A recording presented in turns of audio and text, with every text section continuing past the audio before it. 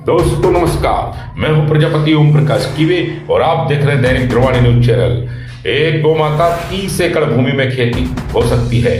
निमाड़ क्षेत्र में चिकनी काली उपजाऊ मिट्टी है। निमाड़ी गौवंश खेती के लिए बहुत उपयोगी है। एक गौ माता से 30 एकड़ भूमि में कृषि का भरपूर उत्पादन लिया जा सकता है। आज का युवा गांव छोड़कर भाग रहा है। हरित क्रांति से उत्पादन तो बढ़ा है, गांव में बहुत बड़े और अच्छे आधुनिक मकान भी बने हैं, लेकिन युवा गांव में नहीं है। उन्हें वापस गांव में लौटना होगा, अन्यथा देश की स्थिति बहुत भयावह हो सकती है। उक्त विचार भारत सरकार द्वारा 2016 में पद्मश्री सम्मान से सम्मानित सुभाष पालेकर ने खरगोन जिले के ग्राम बासवा में दिए। हमारे साथ परम आदरणीय पद्मश्री सुभाष पालेकर जी हैं, जिन्होंने प्राकृतिक खेती को बढ़ावा देने के लिए पूरे देश में मुहिम चला रहे हैं और वो किसानों को एक संदेश देना चाहते हैं। आइए सुनते हैं पद्मश्री सुभाष जी पालेकर। निमाड़ क्षेत्र में तो शुरू से ही बहुत बढ़िया चिकनी काली ज़मीन है, उपजाऊ ज़मीन है। यहाँ की विशेष गोवंश है निमाड़ी, जो परंपरा से खेती के लिए बहुत सुंदर बताया गया है और काम भी करता है। लेकिन जब से हरित क्रांति आई और पहले तो हरित क्रांति से इन लोगों को बहुत ज़्यादा उत्पादन मिला, तो गाँव में अच्छे अच्छे मकान बने, लेकिन आज वो स्थिति नहीं है। युवा पीढ़ी गाँव छोड़कर भाग रही है क्योंकि खेती में घाटा है। इसके लिए भागने वाली युवा पीढ़ी को हमें दोबारा गांव में लाना पड़ेगा, नहीं तो गांव में खेती करने के लिए कोई नहीं करेगा। दूसरी बात, ग्लोबल वार्मिंग, ये वैश्विक तापमान वृद्धि, जलवायु परिवर्तन और आर्टिफिशियल इंटेलिजेंस, दो भस्मासुर पूरी दुनिया को खा जाएंगे। इतना गहरा असर पूरे इकोसिस्टम पर हो रहा है, मानव के स्वास्थ्य पर हो रहा है और प्राकृतिक संसाधनों पर हो रहा है।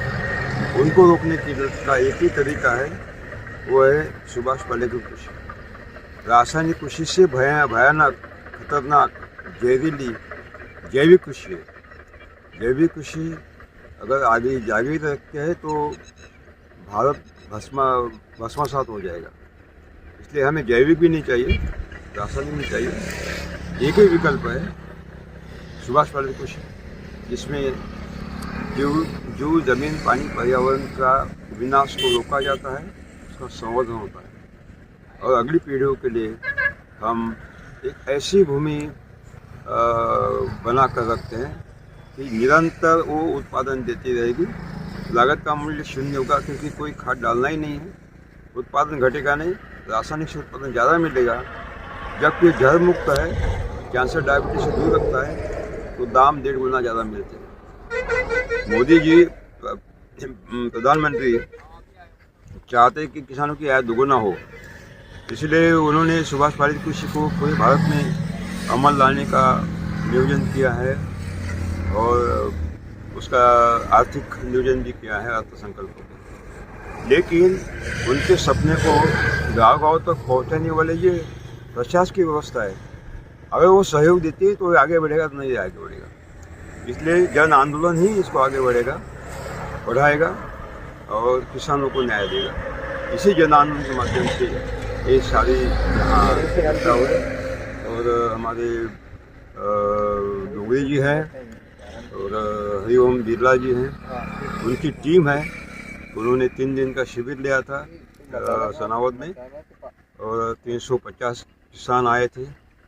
गन गौर की वजह से यहाँ के निमाड़ के लोग कम आए, लेकिन जो आए हैं वो बहुत अच्छे किसान थे।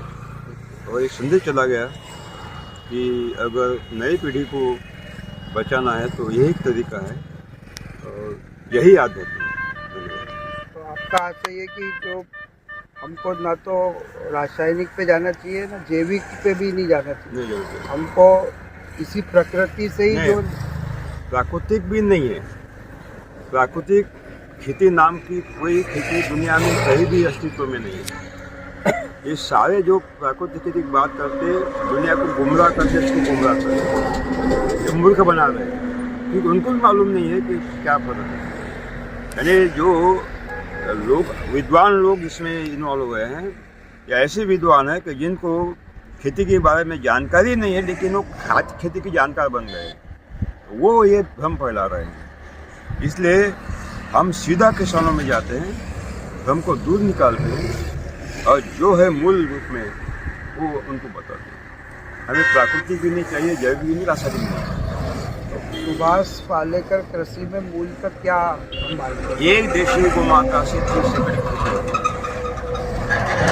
ज़्यादा गाय नहीं चाहिए।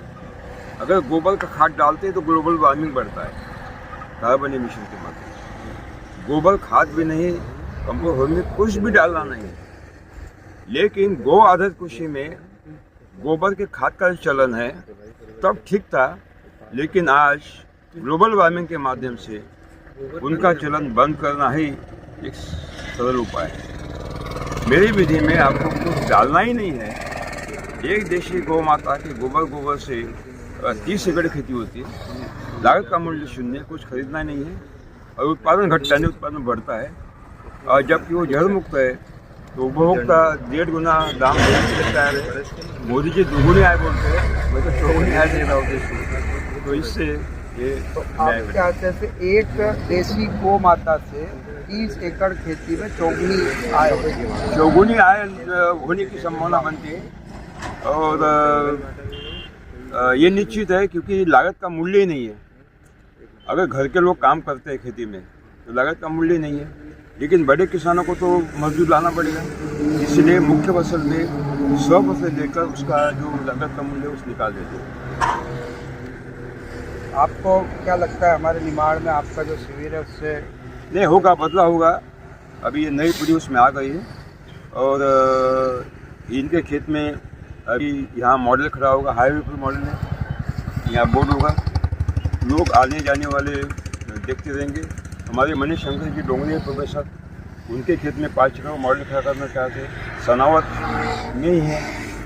तो मॉडल बदलाव लाएगा।